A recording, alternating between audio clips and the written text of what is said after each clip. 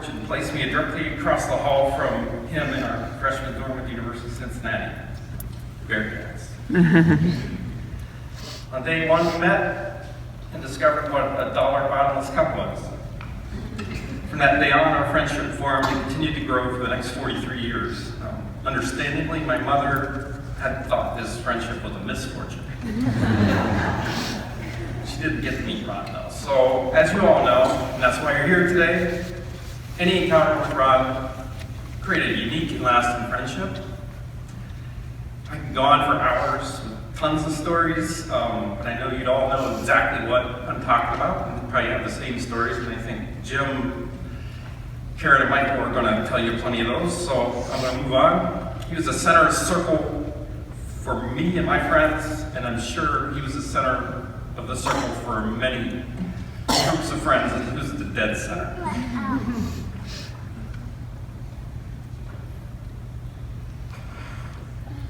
Just like the disease that took him from us way too early, he was extremely rare. 1 in a million. Well, Donna may have recognized he was a good catch. There's no way you knew he could have been that much. And the same for the rest of your family. You're also lucky to have known him and you. I hope we can all just take one part of Ron with us as we go forward in life. I think we'll all be better people. It's 100% unconditional, which is rare, and it's a goal for me. Not one I hope we can all be that way. He can never be duplicated or replaced. We'll miss you, Ron. Love you, 1976 forever. You got some good stories. We'll leave first. Okay, I jotted down a few things about Ron on the way over.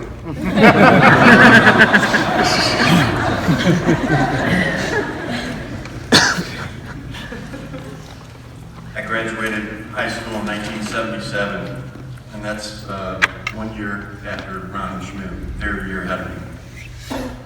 I grew up in Chicago. I didn't know a soul at Cincinnati, but I just wanted to go there for some reason. And I had no designs on joining a fraternity or anything like that.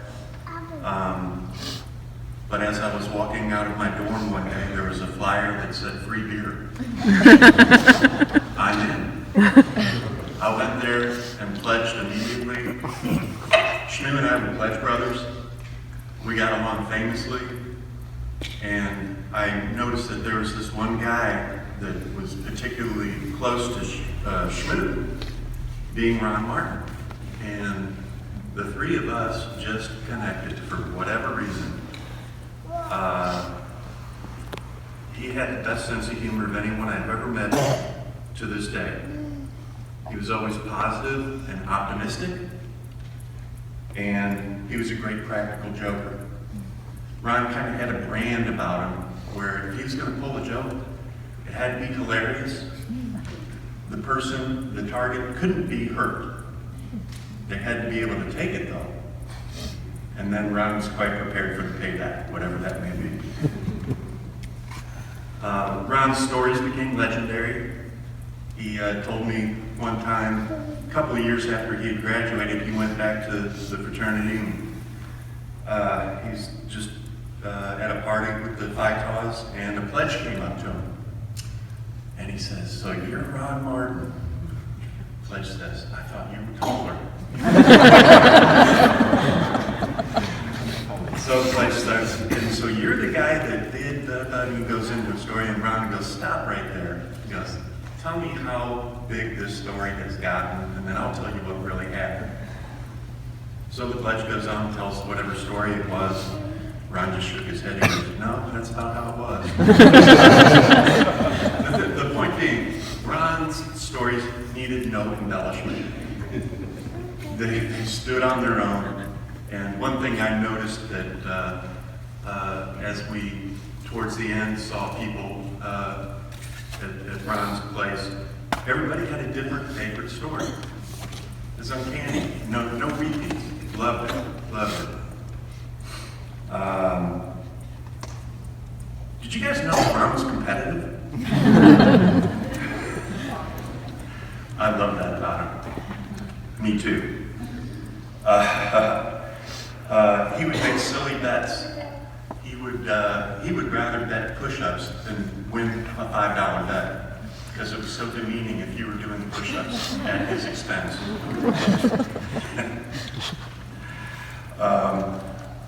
I'd pack up a cooler and go visit Ron before the kids came along, and we'd play pool.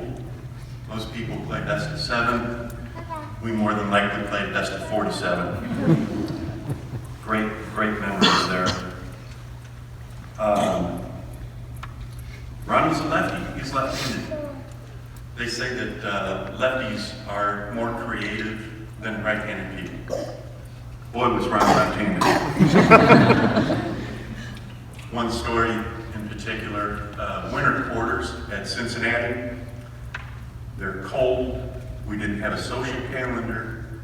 And Ron would identify 25 brothers start to fall over each other. We needed a morale boost. So he comes up with this idea. He goes, Homer, the Olympics are going on. Why don't we have our Phi-Tall Winter Olympics in the house, and that'll relieve some tension. So we started coming up with some ideas. We'll do one event for 5 days, culminating on a Saturday, and we'll have a party afterwards. We'll divide the house into 2 teams. And he says, okay, so I got this one idea. We'll call it Beer Hunter. And that would be a tag team, chugging, whatever. And we came up with some ideas, and then his best one was, he goes, we should play hide and seek beer. Yeah, a case of brand X and a case of brand Y, and we'll hide them. And I said, and none of this on the first floor stuff. We'll go all 3 floors. And Ron goes, and then if you find one, you have to go down to the basement and drink it before you can go look for another one. Genius! We did that, and the morale shot up as Ron had intended. But that's just the way he was. He was so optimistic, and we played off each other.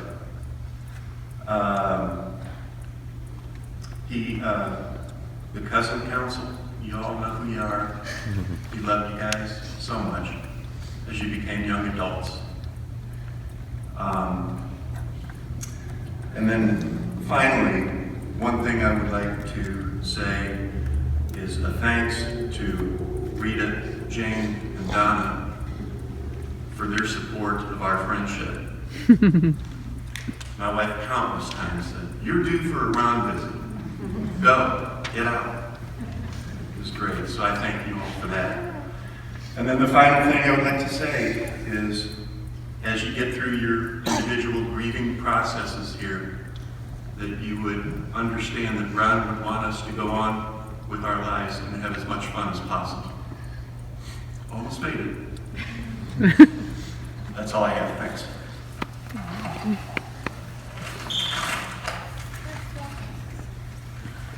Coming today to celebrate and honor the life of Ron Martin.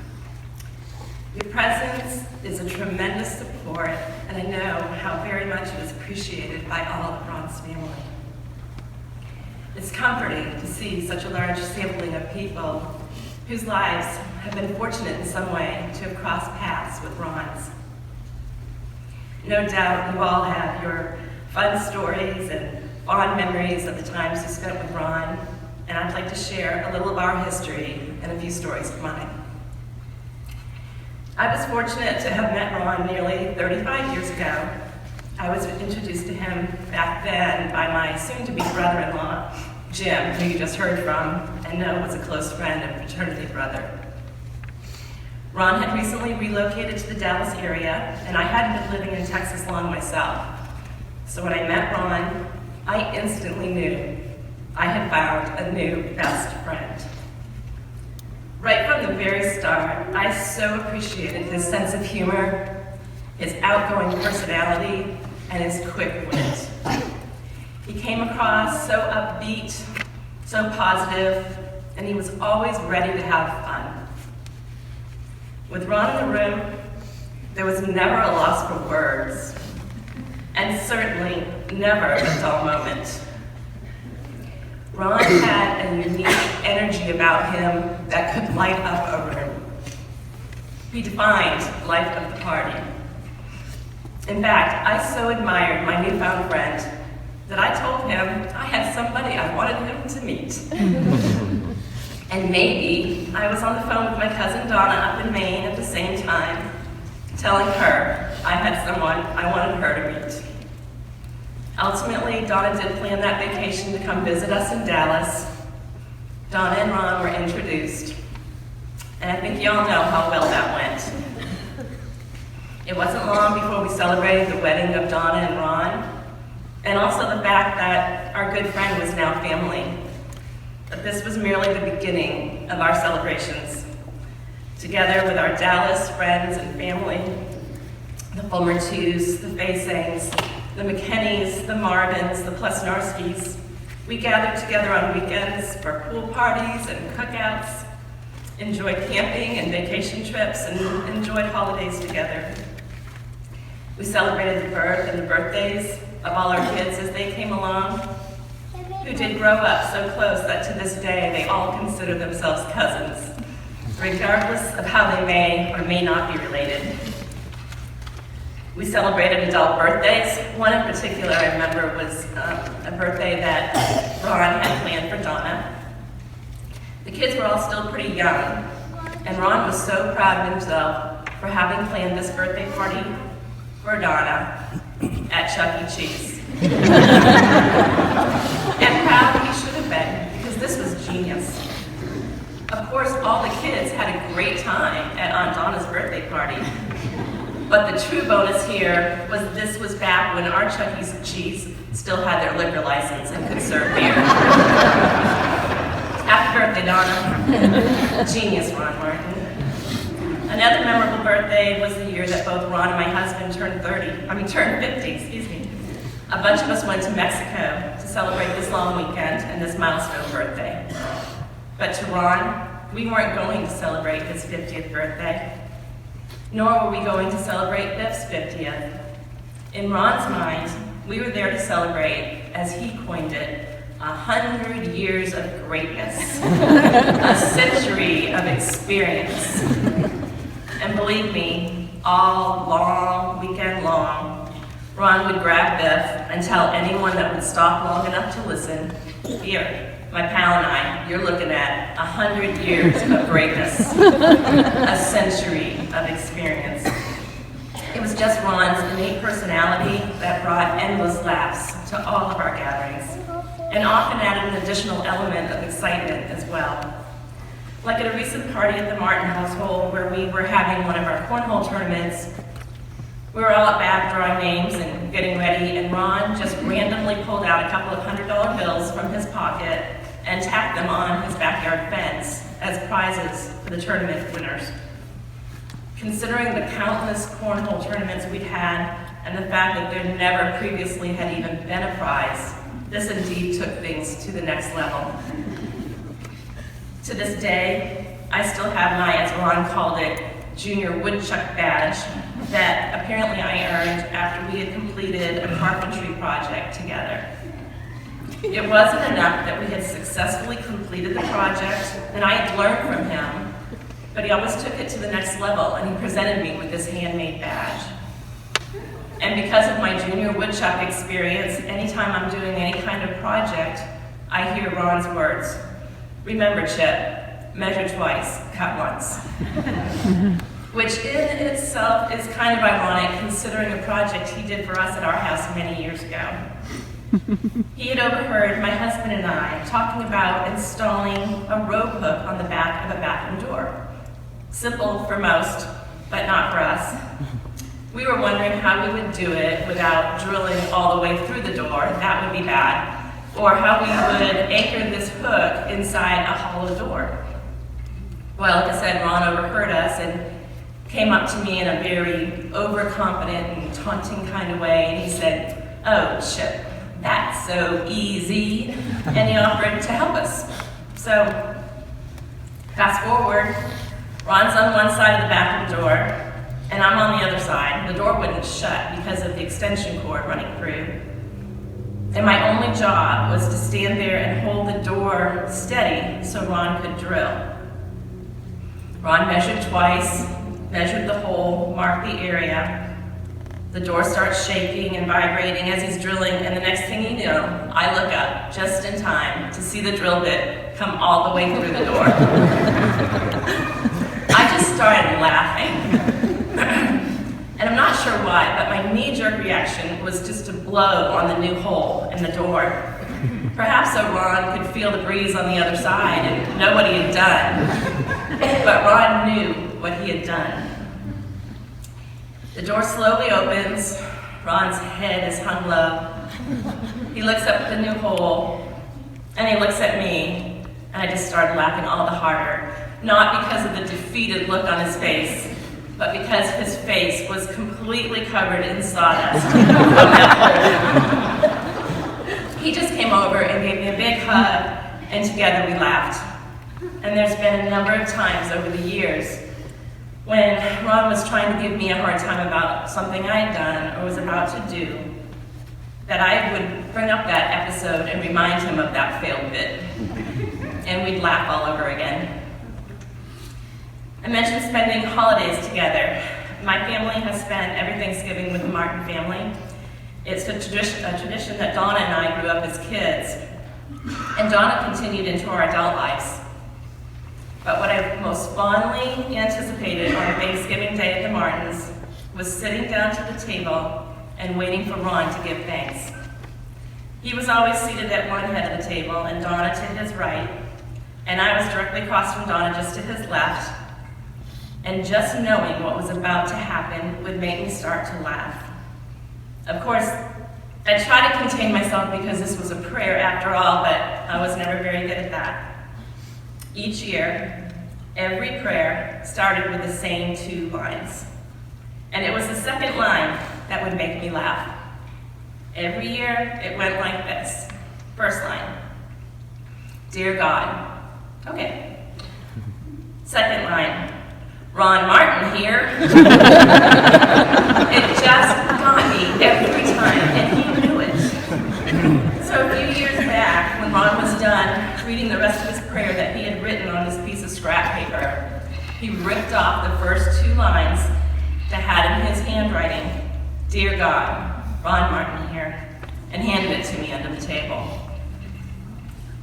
There were so many more memories that I will always cherish of time spent with Ron for the rest of my life.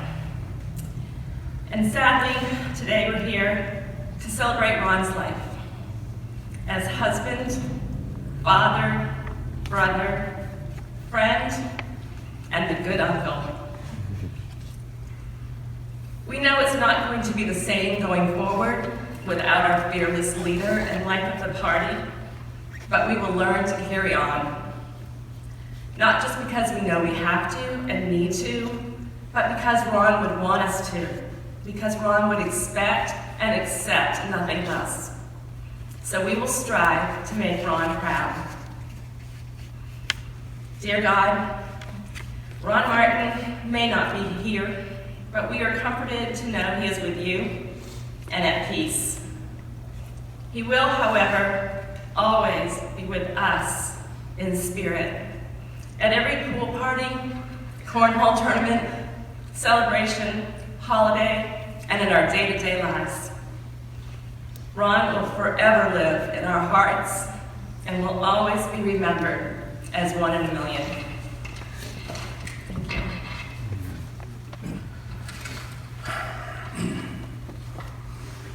Love, joy, peace, patience, kindness, goodness, faithfulness, gentleness, and self-control.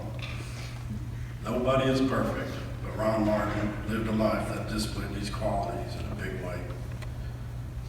I met Ron about 28 years ago. I don't know if I've ever seen him angry. He always had a smile on his face. He was nice to everybody. Understanding, caring, and second to none when it came to loving his family and his friends. I thank God for the many deep conversations he and I had over the years. He was a huge fan of his college, local sports, his country, and those who fight for our freedom. If you knew Ron, you'd probably can agree with me that he said we live in the greatest country in the world about 7,000 times. Ron and I both are from the construction trade. This gave us things to talk about and added opportunities for new and unrelated conversations that went much deeper than work-related ones do. He loved Donna, Zach, Molly, Courtney, and all his family members very much. He loved his friends and co-workers and animals. Ron's actions taught people a lot. After the first 10 minutes of meeting him, you found out you were dealing with a very positive person, one that does not complain or lay blame, and one that has always given thanks for the many blessings that he had. These things tend to teach people in loving ways. So I say Ron was a teacher as well. And there may be many of you that are here today that are better at your jobs because of the involvement of Ron. I never worked with him, but I will share with you a tough love story that he taught me. For many years, several of the Houston and Dallas families would get together for Memorial Day weekend. We would spend part of our time at our house and part of our time at the Fulmer's house. One of those weekends, about 4 or 5 years ago, Ron and Donna came in on Friday afternoon, so we had a little extra time to spend with them before the weekend began. It was a great weekend as always, and on the last evening we were back at our house. Ron and I went outside to hang out. I could tell something was on his mind, and I was about to find out what it was. He said to me, "Michael, I am very upset with you." And I thought, wow, he's got to be kidding me, right? I laughed it off. And he gave me a serious look, And he shook his head yes, and he said, "When I come over here, I want to see you." I said, "Okay." Like, you want to see each other? Okay. He said, "The other day I came in early and you had to do things outside, mow this, power wash this, clean this, etc., etc." He said, "I don't come to watch you get your home ready to entertain people. I love you, and I come to spend time with you." He said, "None of this stuff matters and nobody cares. So please stop doing this and spend time with me when I'm here." So right after him saying that, I'm feeling like I failed our friendship. I let him down and I hurt him. I wish I had a do-over. But his tough love words to me overpowered the feelings and made me realize he had just taught me a valuable lesson. He truly was a good friend, one that was not afraid to tell you where you're causing hurt because he cared about relationships and he wanted to make things better. And he definitely was not one that was afraid to say, "I love you."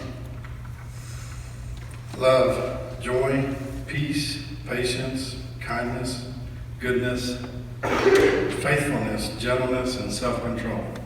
These are the fruits of the Spirit, and Ron possessed these. God has allowed Ron and I to discuss many things, and it's because of those things I can stand here without a doubt and tell you that he is with Jesus Christ today. Thank you. Great. Right now we're having our last beer.